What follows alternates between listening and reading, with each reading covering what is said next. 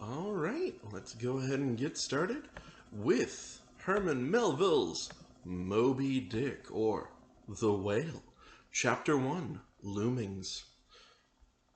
Call me Ishmael. Some years ago, mind how long precisely, having little or no money in my purse and nothing in particular to interest me on shore, I thought I would sail about a little and see the watery part of the world. It is a way I have of driving off the spleen and regulating the circulation. Whenever I find myself growing grim about the mouth, whenever it is a damp, drizzly November in my soul, whenever I find myself involuntarily pausing before coffin warehouses and bringing up the rear of every funeral I meet, and especially whenever my hypos get such an upper hand of me that it requires a strong moral principle to prevent me from deliberately stepping into the street and methodically knocking people's hats off. Then I account it is high time to get to sea as soon as I can. This is my substitute for pistol and ball. With a philosophical flourish, Cato throws himself upon his sword. I quietly take to the ship. There is nothing surprising in this. If they but knew it, almost all men, in their degree, sometime or other, cherish very nearly the same feelings toward the ocean with me. There now is your insular city of the Manhattoes, belted round by the wharves as Indian Isles by coral reefs. Commerce surrounds it with her surf. Right and left, the streets take you waterward. Its extreme downtown is the Battery, where that noble mole is washed by waves and cooled by breezes which a few hours previous were out of sight of land. Look at the crowds of water-gazers there. Circumambulate the city of a dreamy Sabbath afternoon. Go from Corlear's Hook to Cointel Slip, and from thence by Whitehall northward. What do you see? Posted like silent sentinels all around the town stand thousands upon thousands of mortal men fixed in ocean reveries. Some leaning against the spiles, some seated upon the pierheads, some looking over the bulwarks of ships from China, some high aloft in the rigging, as if striving to get a still better seaward peep. But these are all landsmen, of weekdays pent up in lath and plaster, tied to counters, nailed to benches, cinched to desks. How then is this? Are the grain fields gone? What do they hear? But look, here come more crowds, pacing straight for the water and seemingly bound for a dive. Strange!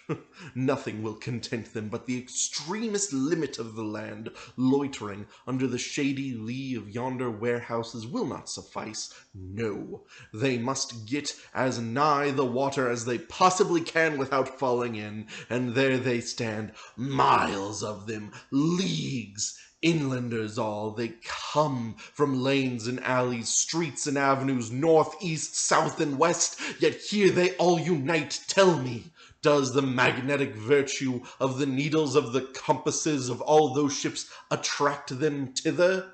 Once more, say you are in the country, in some high land lakes.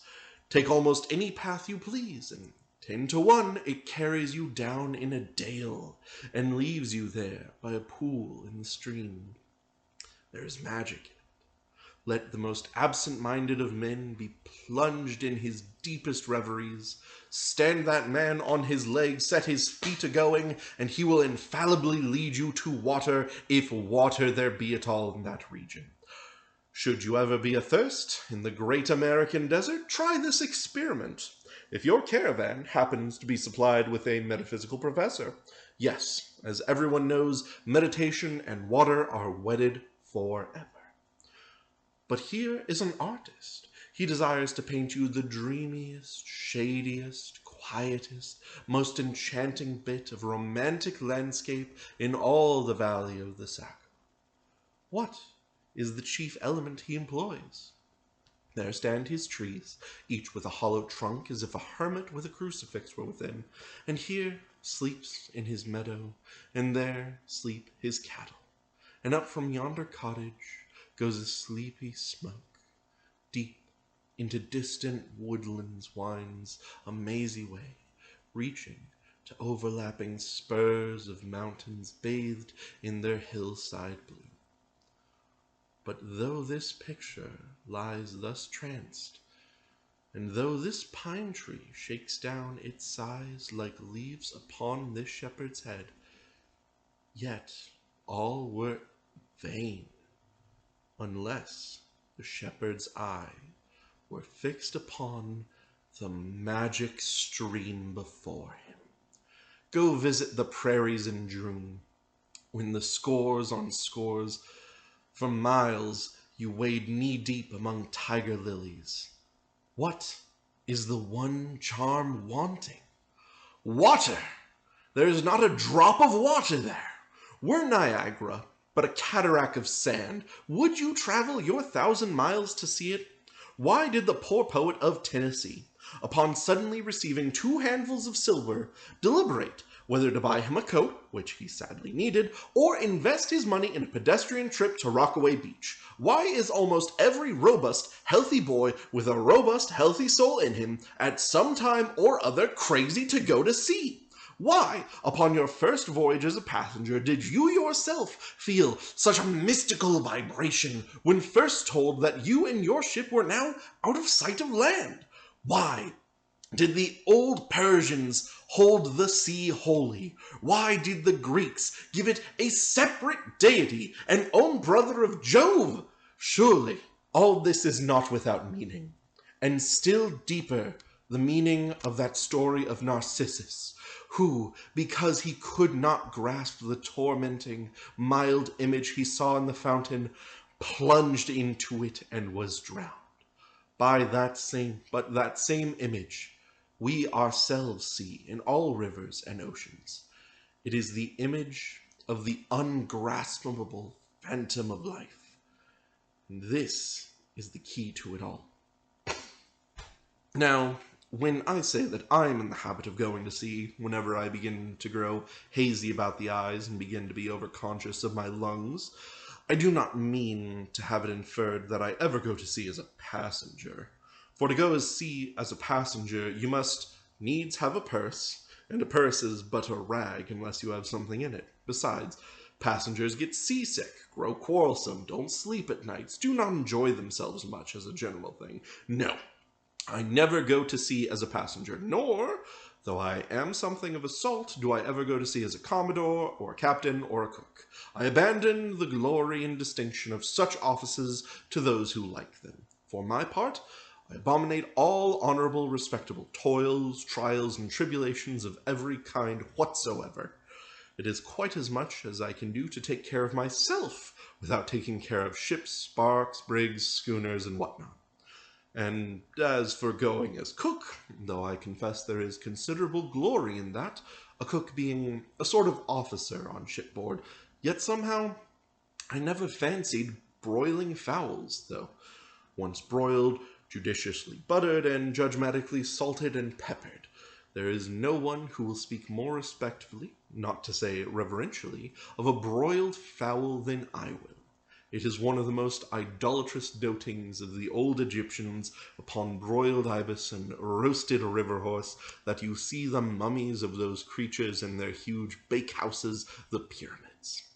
No, when I go to sea, I go as a simple sailor, right before the mast, plump down into the forecastle, aloft there to the royal masthead.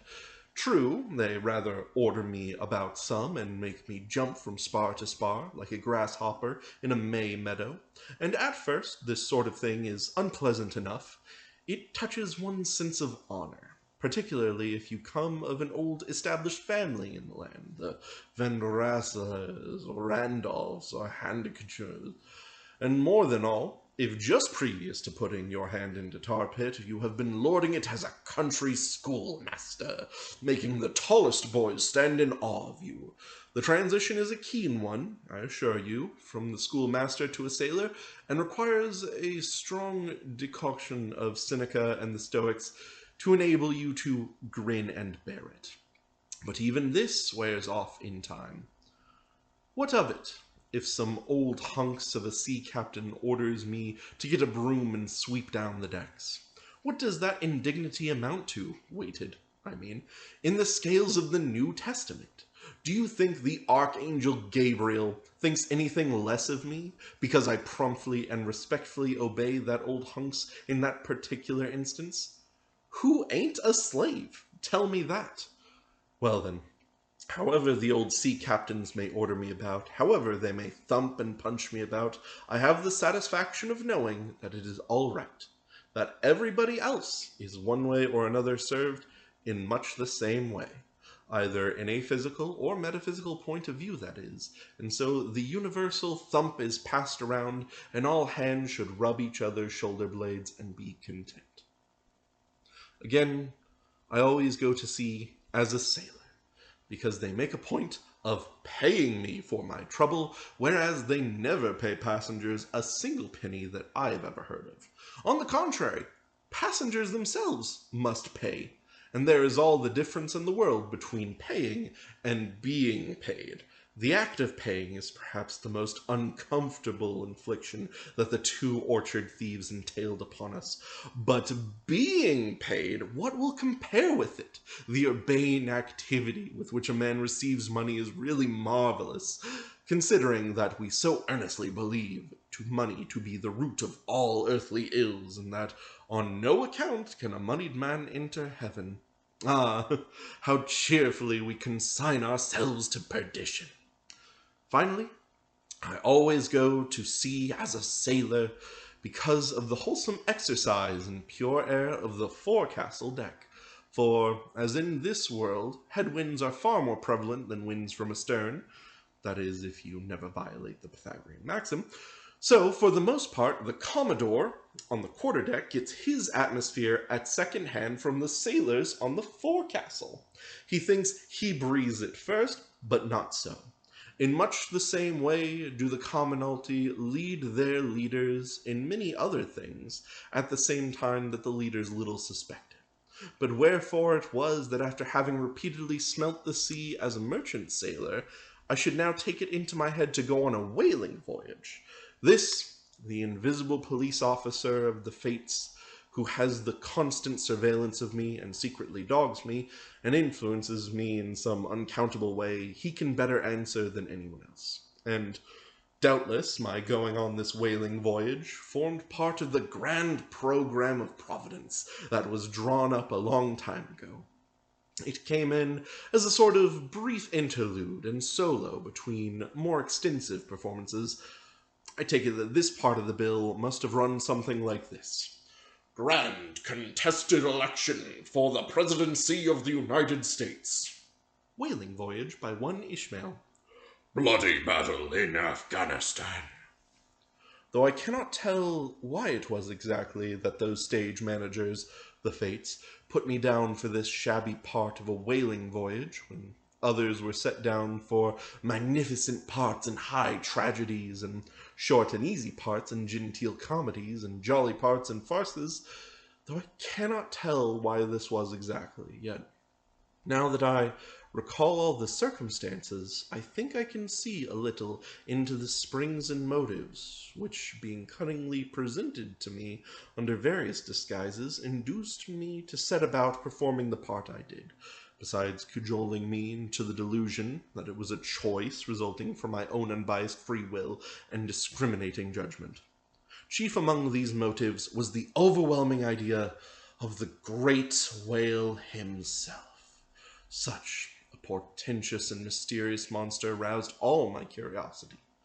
Then, the wild and distant seas where he rolled his island bulk, the undeliverable, nameless perils of the whale, these with all the attending marvels of 1,000 Patagonian sights and sounds, helped to sway me to my wish.